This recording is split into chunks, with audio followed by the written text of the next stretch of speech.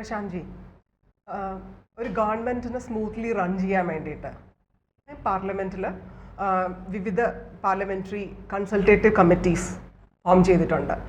എല്ലാ വകുപ്പുകൾക്കും അതിൻ്റേതായ കമ്മിറ്റികളുണ്ട്. അതിൽ എല്ലാ പാർട്ടിയിലെ ആൾക്കാർ മെമ്പേഴ്സ് റെപ്രസെൻറ്റേറ്റീവ്സ് ഉണ്ടാവും. അതിൽ നമ്മുടെ എക്സ്റ്റേണൽ അഫയേഴ്സ് കമ്മിറ്റിയിലുള്ളത് നമ്മുടെ രാഹുൽ ഗാന്ധിയാണ്. പക്ഷേ രാഹുൽ ഗാന്ധി, ശശി തരൂരും ഉണ്ട്. അതെ, പക്ഷെ ഞാനിപ്പോൾ ഫോക്കസ് ചെയ്യുന്നത് രാഹുൽ ഗാന്ധിനെയാണ്. അപ്പോൾ ഇപ്പോൾ കിട്ടുന്ന വിവരം അനുസരിച്ച് അദ്ദേഹത്തിനെ അതിൽ നിന്ന് പുറത്താക്കി എന്നാണ്. ഇദ്ദേഹം എക്സ്റ്റേണൽ അഫയേഴ്സ് എന്ന് പറയുമ്പോഴത്തേക്കും അതൊരു വലിയൊരു സീരിയസ് ആയിട്ടുള്ള റോളാണ്. അപ്പോൾ ഇദ്ദേഹം പുറത്തു പോയി കഴിഞ്ഞാൽ ഇന്ത്യയെ കുറച്ച് അപവാദമല്ലാതെ അങ്ങയുടെ വായിന്ന് ഒന്നും വരില്ല. ഇവിടെ ഇന്ത്യക്കകത്താണെങ്കിലും ട്രംപിനെ സേവിക്കാനാണ് അദ്ദേഹം നിൽക്കുന്നത്. അങ്ങനെ ഇന്ത്യക്ക് ദോഷകരമായ എല്ലാ കാര്യങ്ങളും മറ്റേ പുറത്തുള്ള കൺട്രീസ് നേഷൻസുമായിട്ട് കൂട്ടുപിടിച്ചും കൊണ്ടുള്ളൊരു കളിയാണ് ഇദ്ദേഹം ചെയ്യുന്നത്. അപ്പം അതിന് തക്കതായ മറുപടി തന്നെയല്ലേ ഇപ്പം കിട്ടിയിരിക്കുന്നത്. അത് ഇതിനു മുമ്പേ ചെയ്യേണ്ട കാര്യമായിരുന്നില്ലേ? അത് ഞാൻ അതിലേക്ക് വിശദമായിട്ട് വരാം. പക്ഷേ ഈ അഞ്ജന ചൂണ്ടിക്കാണിച്ച കാര്യങ്ങളിൽ കുറേയൊക്കെ വാസ്തവമുണ്ട്. എന്താണെന്ന് വെച്ചാൽ ഈ രാഹുൽ ഗാന്ധി വിദേശത്തൊക്കെ പോയി ഇങ്ങനെ നമ്മുടെ രാജ്യത്തെയും നമ്മുടെ പ്രധാനമന്ത്രിയെയും നമ്മുടെ നയങ്ങളെയും ഒക്കെ താഴ്ത്തിക്കെട്ടുകയും അതിനെ ഇകഴ്ത്തി സംസാരിക്കുകയും ഒക്കെ ചെയ്യും. പുകഴ്ത്തണ്ട, ഇകഴ്ത്താഴുതിരുന്നൂടെ? അത് ചെയ്യില്ല. അപ്പോൾ ഇങ്ങനെയൊക്കെ ഉള്ളതുകൊണ്ട് രാഹുലിനെതിരെ വലിയ പ്രതിഷേധമുണ്ട് രാജ്യമെന്ന്. അത് സ്വാഭാവികമാണ്. പാർലമെന്റിലും അതിൻ്റെ ഒരു അനുരണനങ്ങൾ വരും. തീർച്ചയായിട്ടും അത് പ്രതിഫലിക്കും പാർലമെന്റിൽ. ഇവിടെ ഇപ്പോൾ സംഭവിച്ചത് അങ്ങനെയല്ല. രാഹുലും ശശി തരൂരും ഒക്കെ ഈ പാർലമെന്റിന്റെ വിദേശകാര്യ വകുപ്പുണ്ടല്ലോ, വിദേശകാര്യ മന്ത്രാലയം, അതിനുവേണ്ടി പാർലമെന്റിൽ ഒരു കൺസൾട്ടേറ്റീവ് കമ്മിറ്റി ഉണ്ടാക്കും. ആ കമ്മിറ്റിയിലെ മെമ്പർമാരായിരുന്നു രാഹുലും ശശി തരൂരും. അതിൽ നിന്നാണ് ഇപ്പോൾ രാഹുൽ ഒഴിവാക്കപ്പെട്ടിരിക്കുന്നത്. ഒഴിവാക്കപ്പെട്ടത് വെറുതെയല്ല, അദ്ദേഹത്തിന്റെ കാലാവധി കഴിഞ്ഞു.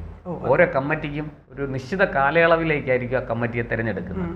അത് കഴിയുമ്പോൾ വീണ്ടും അടുത്ത കുറച്ച് ആൾക്കാരെ ആ കമ്മിറ്റിയിലേക്ക് തിരഞ്ഞെടുക്കും. അങ്ങനെ ആണ് അത് മുന്നോട്ട് പോകുന്നത്. ഇപ്പൊ രാഹുലിനെ ഒഴിവാക്കിയതാണ്. അത് അദ്ദേഹത്തിന്റെ കാലാവധി പൂർത്തിയായി, അദ്ദേഹം ഒഴിവായി. പക്ഷേ കേന്ദ്ര സർക്കാരിന് വേണമെങ്കിൽ അദ്ദേഹത്തെ അടുത്തൊരു ടേമിലേക്ക് കൊടുക്കാം, വേറെ ഏതെങ്കിലും ഒരു കൺസൾട്ടേറ്റീവ് കമ്മിറ്റിയിൽ ഇടാം. ഇപ്പൊ തരൂർ ഇവിടെ ഒഴിവായി. തരൂര് ഈ പറഞ്ഞ പാർലമെന്റിന്റെ മിനിസ്ട്രി ഓഫ് എക്സ്റ്റേണൽ അഫയേഴ്സ് കമ്മിറ്റിയിൽ നിന്ന് തരൂർ ഒഴിവായി. കാലാവധി പൂർത്തിയായി, സ്വാഭാവികമായിട്ട് അദ്ദേഹം അതിന് പുറത്തായി. പക്ഷെ അദ്ദേഹത്തെ ഇൻഫർമേഷൻ ആൻഡ് ബ്രോഡ്കാസ്റ്റിംഗ് കമ്മിറ്റിയിലേക്ക് കേന്ദ്ര സർക്കാർ നോമിനേറ്റ് ചെയ്തു, അല്ലെങ്കിൽ നിർദ്ദേശിച്ചു. അപ്പൊ അദ്ദേഹം ഇനി അവിടെ തുടരും. ഇപ്പോൾ നമ്മുടെ ശരത് പവാർ NCPയുടെ നേതാവാണ്. ശരത് പവാറിന് അദ്ദേഹത്തിന്റെ പാർട്ടി ചിഹ്നം പോലും നഷ്ടപ്പെട്ടു. അദ്ദേഹത്തിന്റെ പാർട്ടി പിളർന്ന് അജിത് പവാറൊക്കെ വേറെ ആയി. അവരാണ് ശരിക്കും ഔദ്യോഗിക NCP. ഇദ്ദേഹം ഇപ്പൊ രാജ്യസഭയിൽ MP ആണ്. അപ്പോൾ അദ്ദേഹം ശരിക്കും NCPയുടെ ഔദ്യോഗികമായ ഒരു ഇതും വഹിക്കാൻ അദ്ദേഹത്തിന് കഴിയില്ല.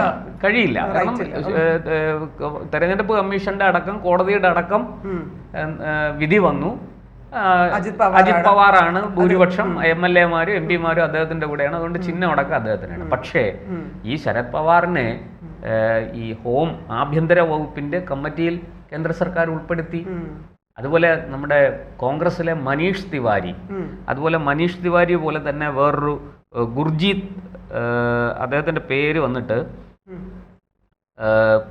ശശി തരൂര് മാറി, ഇദ്ദേഹം വന്നിട്ട് ഗുർജീത് സിംഗ്. അദ്ദേഹം ഒരു എനിക്ക് തോന്നുന്നു സർദാർജി ആണെന്ന് തോന്നുന്നു.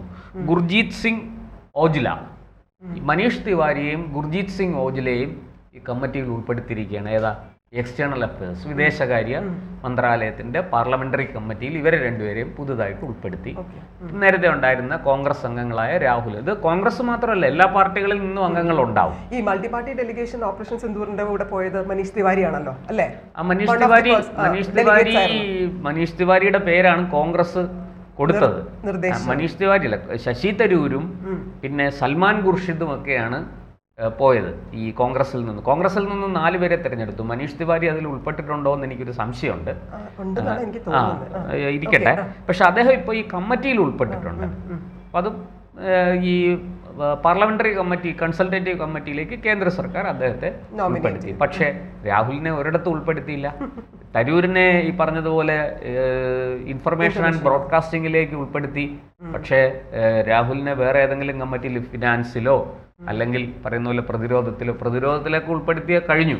കാരണം വളരെ രഹസ്യ സ്വഭാവമുള്ള ഫയലുകളൊക്കെ ഇവരുടെ മുന്നിൽ വരും. ഇതൊക്കെ രാഹുൽ നാളെ വിളിച്ചു പറഞ്ഞാൽ എന്ത്? ഈ എക്സ്റ്റേണൽ അഫയേഴ്സിൽ തന്നെ രാഹുലിനെ ഉൾപ്പെടുത്തിയത് വലിയ ഒരു എന്താ പറയേണ്ട വീഴ്ചയായി പോയി എന്നാണ് കേന്ദ്ര സർക്കാർ ഇപ്പോൾ വിലയിരുത്തുന്നത്. കാരണം വിദേശ രാജ്യങ്ങളുമായി ബന്ധപ്പെട്ട നയതന്ത്ര തലത്തിലുള്ള രഹസ്യ സ്വഭാവമുള്ള ഫയലുകൾ പലതും വരും. അത് ഈ പാർലമെന്ററി കമ്മിറ്റിക്ക് അതിനെ വിളിച്ചു വരുത്താനുള്ള അധികാരമുണ്ട്. അപ്പൊ ഇവിടെ ഈ രാഹുൽ ഇതൊക്കെ നാളെ ഇതിനെ സംബന്ധിക്കുന്ന പൊട്ടത്തര ഇപ്പൊ പറഞ്ഞ കേട്ടില്ലേ, ഇന്ത്യയുടെ 2000 ചതുരശ്ര കിലോമീറ്റർ ചൈന കൊണ്ടുപോയി. 2022 ഡിസംബറിൽ ഭാരത് ജോഡോ യാത്രയ്ക്ക് ഇടയിൽ പറഞ്ഞതാണ് ഈ ഭാരതത്തെ ജോഡോ, അതായത് ഭാരതത്തെ യോജിപ്പിക്കാൻ വേണ്ടിയിട്ടുള്ള യാത്രയാണ്. പക്ഷെ തോടോയാണ് നടന്നത്.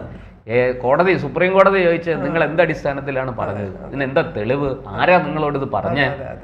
ഒരു ഭാരതീയൻ ഒരിക്കലും ഇങ്ങനെ പറയില്ല. സത്യം പറഞ്ഞാൽ മറ്റാരെങ്കിലും ആണെങ്കിൽ പ്രതിപക്ഷ നേതൃസ്ഥാനം രാജിവെച്ച് അപ്പം ഈ രാജ്യത്തുനിന്ന് സ്ഥലം വിടും.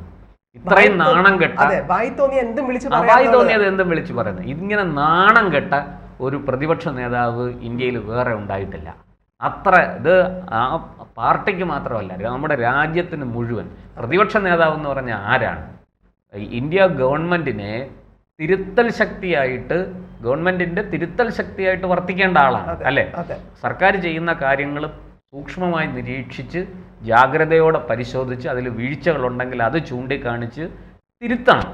ഇതിപ്പോ എങ്ങനെയാണെന്നറിയോ, ഈ ഗാന്ധി ഫാമിലിയോടുള്ള ആദരവ് കാരണം ഇദ്ദേഹത്തിന് അവിടെ വെച്ചിരിക്കുന്നതാണ്. കാരണം ആരെങ്കിലും ഒരാൾ പിൻഗാമിയായിട്ട് ഇങ്ങനെ വന്നോണ്ടിരിക്കണമല്ലോ, അങ്ങനെ ഒരു കുടുംബ പാരമ്പര്യം, അതാണ് അങ്ങനെ വെച്ചിരിക്കുന്നത്. ഇതിപ്പോ കോൺഗ്രസ് പാർട്ടി ആയാലും ഖാർഗെ എന്ന് പറഞ്ഞൊരു സ്റ്റാമ്പ് മാത്രമാണ്, റബ്ബർ സ്റ്റാമ്പ്, അതും ഗാന്ധി ഫാമിലിയുടെ അല്ലേ.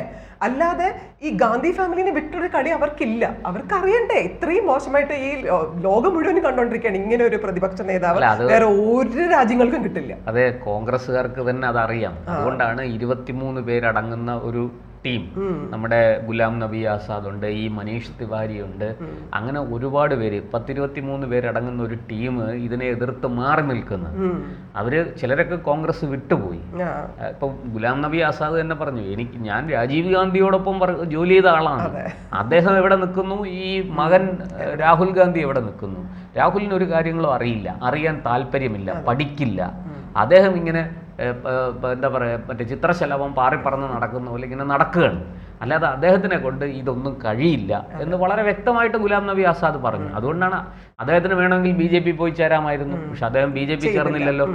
മനീഷ് തിവാരി ഇപ്പോഴും കോൺഗ്രസിൽ നിൽക്കുകയാണ്, അദ്ദേഹം ചേർന്നില്ലല്ലോ. കപിൽ സിബൽ ഇത് വിട്ടുപോയി, പക്ഷെ അദ്ദേഹം പോയത് SP-യിലേക്കാണ്. സമാജ്വാദി പാർട്ടിയുടെ MP, രാജ്യസഭ MP ആണ് അദ്ദേഹം ഇപ്പോൾ. അപ്പോൾ ഇതിൽ നിന്നെല്ലാം കോൺഗ്രസ് ഒരു പാഠം പഠിക്കുന്നില്ല. ഒരു പാൻ ഇന്ത്യൻ സ്വഭാവമുള്ള, ഇപ്പോഴും നോർത്ത് ഇന്ത്യയിൽ ഹരിയാനയിലാകട്ടെ, മഹാരാഷ്ട്രയിലാകട്ടെ, മധ്യപ്രദേശിലാകട്ടെ BJP അവിടെയൊക്കെ ഭരിക്കുന്നു, ജയിക്കുന്നു, ശരിയാണ്. പക്ഷേ ഛത്തീസ്ഗഡിൽ ഉൾപ്പെടെ അവിടെ കോൺഗ്രസിന് MLA-മാരുണ്ട്, ഏതാണ്ട് 10-30% കൂടുതൽ വോട്ടുണ്ട്. ഇതൊക്കെ ചെറിയ കാര്യമാണോ? എന്നിട്ട് പോലും ആ കോൺഗ്രസിനെ നേരെ ചൊവ്വയെ നയിക്കാൻ രാഹുൽ ഗാന്ധിക്ക് പറ്റുന്നില്ല. ആ രാഹുൽ ഗാന്ധിയാണ് ഈ എക്സ്റ്റേണൽ അഫയേഴ്സ് കമ്മിറ്റിയിൽ വരുന്നത്. എന്തായിരിക്കും അതിൻ്റെ ഫലം? നമ്മുടെ രാജ്യത്തിൻ്റെ വിദേശ നയം തകർന്നു പോകാൻ ഈ ഒരു ഇടപെടൽ മാത്രം പോരെ. ഇപ്പോൾ ഈ പറഞ്ഞതുപോലെ സുപ്രീം കോടതി ചോദിച്ച ചോദ്യങ്ങൾക്ക് വളരെയധികം പ്രാധാന്യമുണ്ട്. ഒരിക്കലും ഒരു ഇന്ത്യക്കാരൻ ഒരിക്കലും പറയാൻ, ഒരു ഭാരതീയൻ ഒരിക്കലും പറയാൻ തയ്യാറാകാത്ത കാര്യമാണ് ഈ രാഹുൽ ഗാന്ധി പറഞ്ഞുകൊണ്ടിരിക്കുന്നത്. അതാണ് കോടതിയെയും ചൊടിപ്പിച്ചത്. കോടതി തൽക്കാലം സ്റ്റേ ഒക്കെ കൊടുത്തെങ്കിലും 3 ആഴ്ച കഴിഞ്ഞ് കേസ് വീണ്ടും കേൾക്കും. ഈ ഒരു മാനനഷ്ട കേസുമായി ബന്ധപ്പെട്ടാണ്. അത് ജില്ലാ കോടതിയും പിന്നെ അലഹബാദ് ഹൈക്കോടതിയും രാഹുലിൻ്റെ വാദങ്ങളെ തള്ളിക്കളഞ്ഞുകൊണ്ട് രാഹുലിനെതിരായിട്ട് കേസ് മുന്നോട്ട് പോകാനാണ് നിർദ്ദേശം കൊടുത്തത്, വിധി പറഞ്ഞത്. അതിനെ ചോദ്യം ചെയ്താണ് ഇപ്പോൾ സുപ്രീം കോടതി പോയിരിക്കുന്നത്. അതെ, ഡിഫമേഷൻ കേസാണ്, മാനനഷ്ട കേസാണ്. അതിനകത്ത് ഇനിയിപ്പോൾ കോടതി ആ കേസ് പരിഗണിക്കുമ്പോൾ കൂടുതൽ വഷളാകുകയുള്ളൂ, രാഹുൽ ഗാന്ധിക്ക് കൂടുതൽ നാണം കെടുകയുള്ളൂ. അതാണ് സാഹചര്യം. എന്തായാലും അദ്ദേഹത്തിൻ്റെ കാലാവധി പൂർത്തിയായി. അദ്ദേഹം ഈ പറഞ്ഞതുപോലെ ഈ കമ്മിറ്റിയിൽ നിന്ന് പുറത്തു പോയത് വളരെ നന്നായി. അത് ആ കമ്മിറ്റിക്കും നല്ലതാണ്, പാർലമെന്റിന്റെ അന്തസ്സും നിലനിൽക്കും. ഈ പറഞ്ഞതുപോലെ കോൺഗ്രസിനും ഈ അവിടെ ഇരുന്ന് എന്തെങ്കിലും മണ്ടത്തരം കാണിച്ചു കൂട്ടി കൂടുതൽ അപകടം ഉണ്ടാക്കില്ലല്ലോ. അതെ, ഞാൻ അതാണ് അതെ പ്രശാന്ത്, ഞാൻ വേറെ കാര്യം പറഞ്ഞാൽ ശരിയാണ്, ഇങ്ങനെ എക്സ്റ്റേണൽ അഫയേഴ്സ് മിനിസ്ട്രിയിൽ കയറ്റാൻ പറ്റില്ല, മറ്റേ വേറെ ഒരു മന്ത്രാലയത്തിൽ ഒന്നിലും പറ്റില്ല. അതാണ് സെൻസിറ്റീവ് ആയിട്ടുള്ള പോട്ടെ, സാധാരണ ഇതിൽ പോലും അദ്ദേഹത്തിന് വിവരം ആരെങ്കിലും പറഞ്ഞു കൊടുത്ത് അതേമാതിരി പറയാൻ പറ്റിയാൽ കുഴപ്പമില്ല. ഇപ്പൊ അദ്ദേഹത്തിന് ഒരു കാര്യമുണ്ട്, പ്രതിപക്ഷ നേതാവാണ്, അതുകൊണ്ട് തന്നെ വേറെ കമ്മിറ്റിയിലൊന്നും ഉൾപ്പെട്ടില്ലെങ്കിലും പ്രതിപക്ഷ നേതാവിന്റെ ചില പ്രിവിലേജ് അത് അദ്ദേഹത്തിന് കിട്ടും.